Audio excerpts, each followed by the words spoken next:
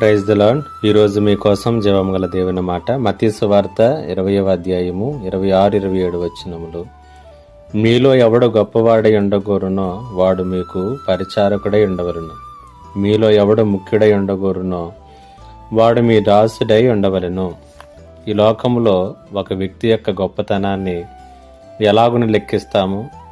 అతను పొందినటువంటి అత్యున్నత గౌరవాన్ని బట్టి, సాధించినటువంటి అవార్డులను బట్టి, లేదా బంగారు పథకములు, ఛాంపియన్షిప్ టైటిల్స్, నోబెల్ ప్రైజ్ లాంటి వాటిని బట్టి మనుషుల యొక్క గొప్పతనాన్ని ఈ ప్రపంచము కొలుస్తూ ఉంటుంది. అయితే ఈ ప్రపంచం లెక్కించినట్లుగా, ఈ ప్రపంచం కొలిచినట్లుగా దేవుడు మనుషుల యొక్క విలువను, గొప్పతనాన్ని ఎప్పటికీ కూడా కొలువడు.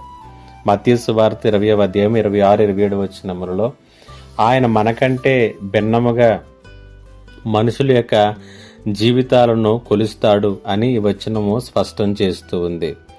యేసుక్రీస్తు ప్రభులు వారు చెప్పినటువంటి మాట, మీలో గొప్పవారుగా ఉండాలనుకున్న వారు పరిచారకులుగా ఉండాలి, ముఖ్యులుగా ఉండాలనుకున్నటువంటి వారు దాసులుగా ఉండటం నేర్చుకోవాలి అనేటువంటి విషయాన్ని స్పష్టం చేస్తున్నాడు. ఆయన మన భౌతిక సంపద, విద్య, ప్రశంసలు, ప్రతిభ, పథకాల ఆధారంగా ఎప్పుడూ కూడా మనుషులను అంచనా వేయడు. ఆయన మనల్ని వినయపూర్వకమైనటువంటి సేవక హృదయాన్ని కలిగి ఉండమని తెలియజేస్తున్నాడు. దానిని దృష్టిలో ఉంచుకునే ఆయన మన యొక్క గొప్పతనాన్ని లెక్కించేటటువంటి దేవుడై ఉంటూ ఉన్నాడు. యేసుక్రీస్తు ప్రభుల వారి దగ్గర ఉన్నటువంటి శిష్యులు దేవుని రాజ్యంలో ఎవరికి ఏ పదవులు దొక్కుతాయో అనేటువంటి పంపకాల ఆలోచనలోనికి వెళ్ళినప్పుడు యేసుక్రీస్తు ప్రభుల వారు ఆయన మనుషులను ఎలాగనే భిన్నంగా చూస్తాడో తెలియచేస్తున్నటువంటి విధానాన్ని మనం ఇక్కడ చూస్తూ ఉన్నాం. యేసు ప్రభులు వారు చెప్పినటువంటి దీనిలోనే నిజమైనటువంటి ఆనందము, తృప్తి ఉన్నాయి అని తెలియచేసి ఉన్నాడు.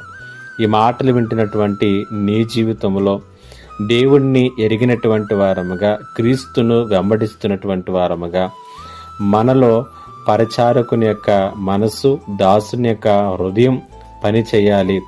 వారినే దేవుడు ఆయన దృష్టిలో గొప్పవారిగా ఎంచుతాడు. పరిశుద్ధాత్మ దేవుడు మనందరినీ కూడా ఆయన దృష్టిలో గొప్పవారిగా ఎంచేటటువంటి స్థితిలోనికి నడిపించునుగాక. ఆమేన్. ప్రార్థన. మా దేవ, నీకు వందనాలు. ఈ మాటల చేత ప్రతి ఒక్కరిని బలపరచుమని యేసు నామములో అడిగి వేడుకొనుచున్నాను తండ్రి. ఆమేన్.